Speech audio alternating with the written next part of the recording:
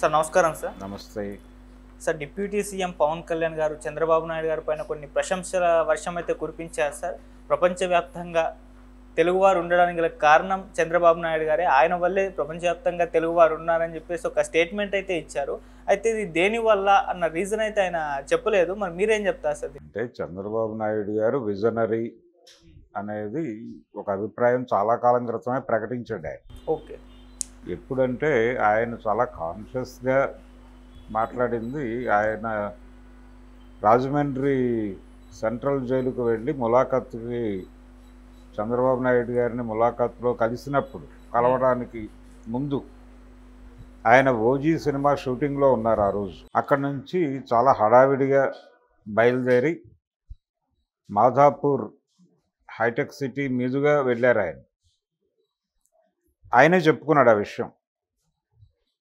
అలా వెడుతూ ఆ కట్టడాలు ఆ నిర్మాణాలు చూసి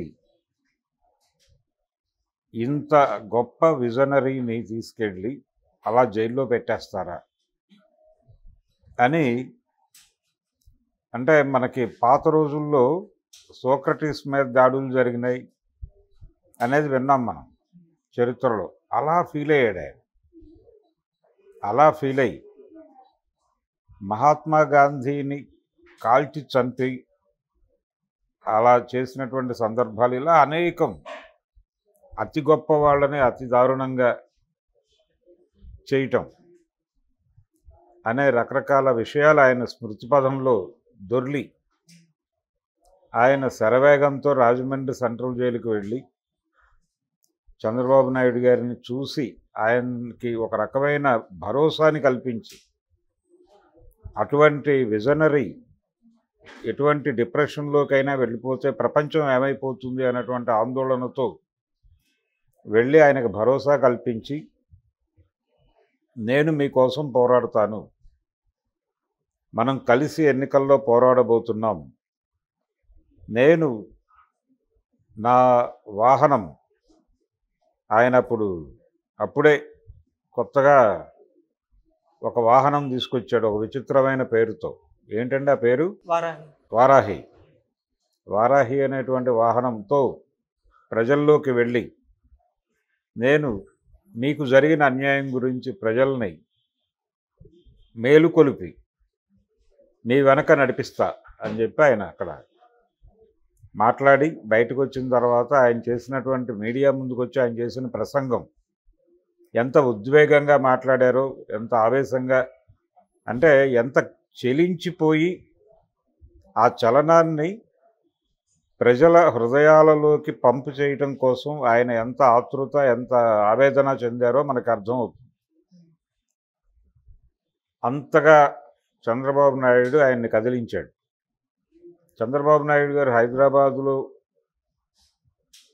సైబరాబాద్ నిర్మాణం, పర్టికులర్గా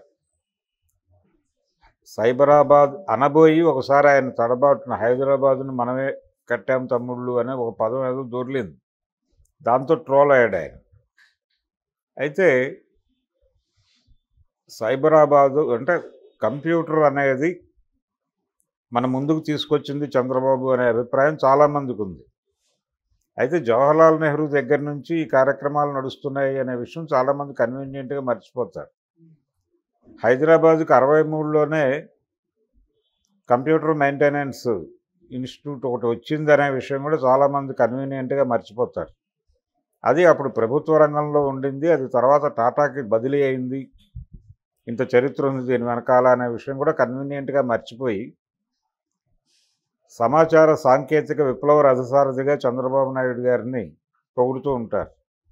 వారే లేకపోతే కంప్యూటర్లు మన జీవితాల్లోకి వచ్చేవా, వారే లేకపోతే ఈ ఐటీ అనేటువంటిది మనకి దక్కేదా, ఆయన విజన్ వల్లనే మనందరము ఐటీలోకి వెళ్ళగలిగాం, ఆయన విజన్ వల్లనే మనందరము కూడా అమెరికా వెళ్ళగలిగాం,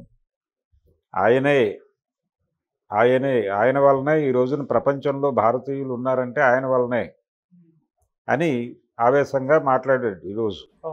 ఆ కాంటెక్స్ట్లో నుంచి ఈ రోజున విదేశాల్లో ఇంతమంది తెలుగువారు ఉండటానికి కారణం చంద్రబాబు అనేటువంటి ఒక అభిప్రాయ ప్రకటన చేస్తాడు ఆయన.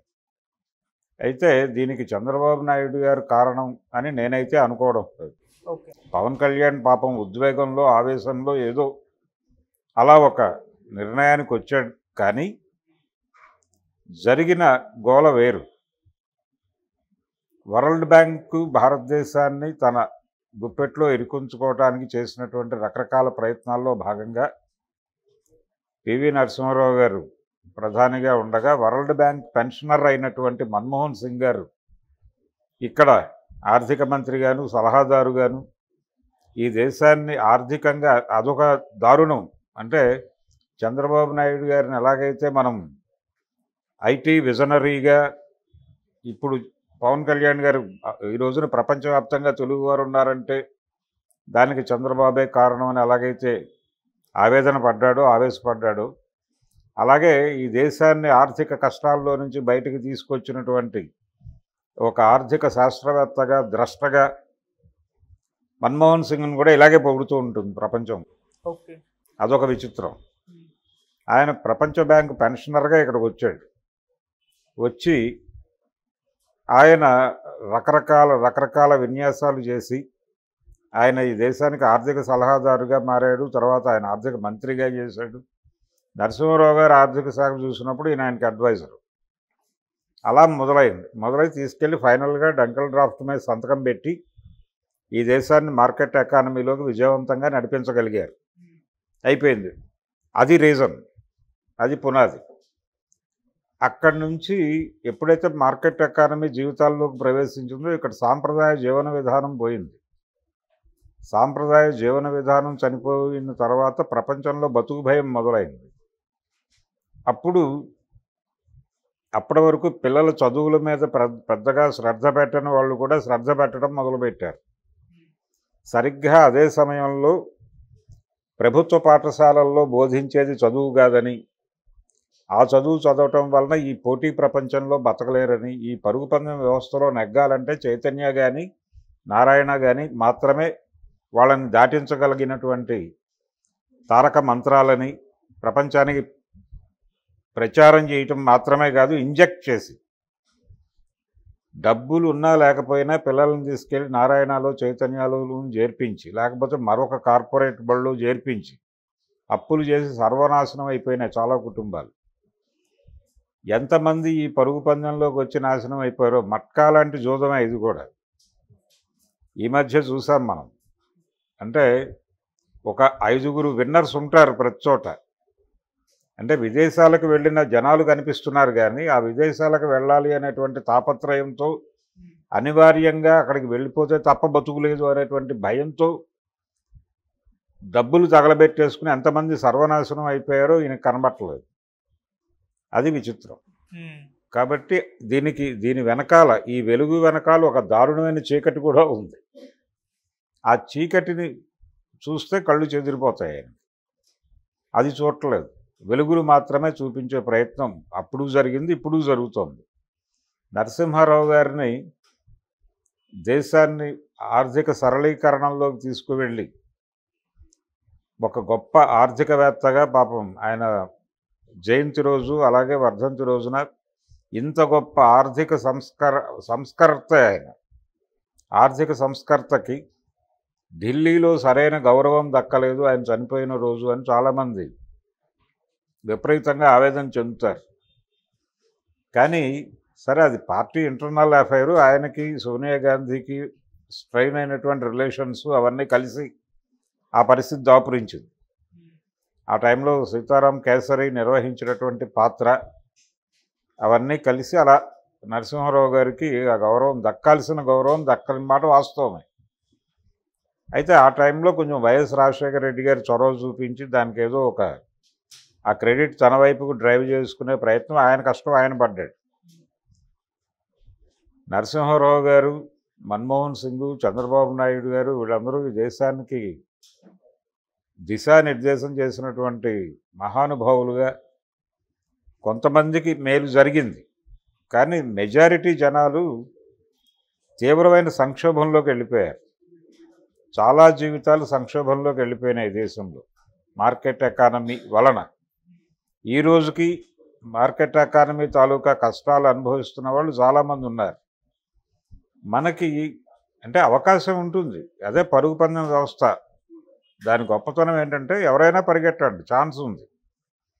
మీరు నెగ్గగలరా లేదా అనేది మీ సమర్థత మీద ఆధారపడి ఉంటుంది.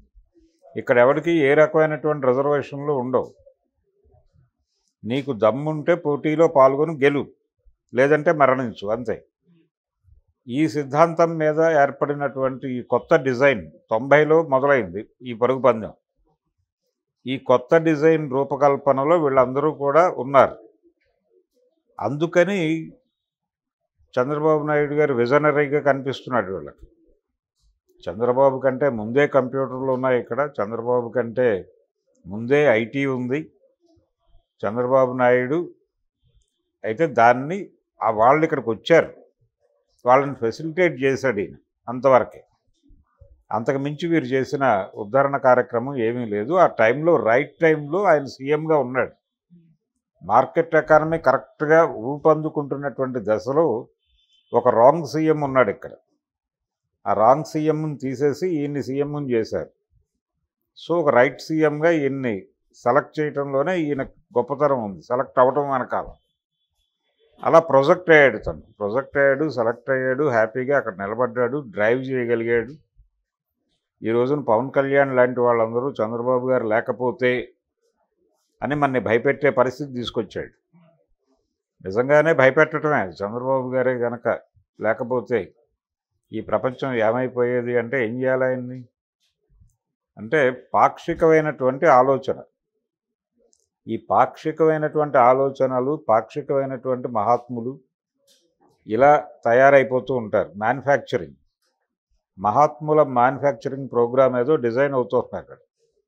అంటే ఈ మధ్యకాలంలో ఆయన పర్సనల్ లెవెల్లో కొంచెం తెలుగుదేశానికి కొంచెం హార్మ్ఫుల్గా తయారవుతున్నాడు అనేటువంటి ఒక ప్రచారం జరిగింది. పర్టికులర్గా హోంమంత్రి మీద ఆయన పబ్లిక్ డొమైన్లో మాట్లాడటం, ఓపెన్ డయాస్ మీద, పైగా ఒక తెలుగుదేశం ఆస్పిరెంట్ ఎమ్మెల్యే తన కోసం పదవి త్యాగం చేసినటువంటి వర్మ వెనకాల నిలబడి ఉండగా ఆయన ముందు నిలబడి ఈయన తెలుగుదేశం హోమ్ మినిస్టర్ని పట్టుకుని తూర్పారబట్టడం, అదంతా కొంచెం వివాదాస్పదమైంది. కొన్ని ఏరియాల్లో జనసేన టీడీపీ క్యాడర్ మధ్య కొన్ని ఘర్షణలు కూడా జరిగినాయి ఆ సమయంలోనే. వీటన్నిటి నేపథ్యంలో కొంచెం వెన్నరాసే ప్రయత్నం ఏదో జరుగుతున్నట్టుగా కనిపిస్తోంది.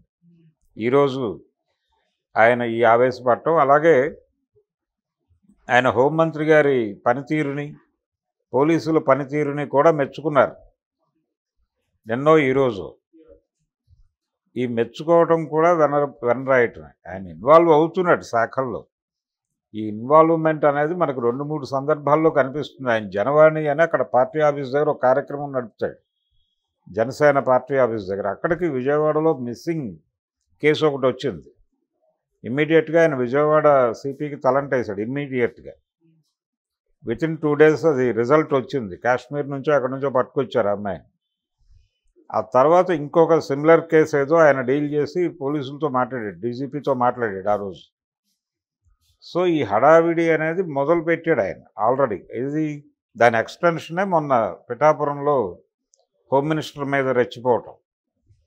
సో దీనివలన కొంత ఇబ్బందికర వాతావరణం వస్తుంది. అంటే వీళ్ళందరూ ఎవరి దారిని వాళ్ళు ఉన్నారు, ఒకళ్ళ మీద ఒకళ్ళు డ్రైవ్ చేసే ప్రయత్నం చేస్తున్నారు అనేటువంటి ఒక ఇంప్రెషన్ జనాల్లోకి వెళ్ళిపోయింది. ఒక రాంగ్ సిగ్నల్ వెళ్ళింది. దీన్ని ఉపయోగించుకునే ప్రయత్నం చేస్తున్నారు. మధ్యలో కృష్ణమాదిగ ఎంటర్ అయిపోయి ఆయన కొంత కన్ఫ్యూజన్ క్రియేట్ చేయగలిగాడు.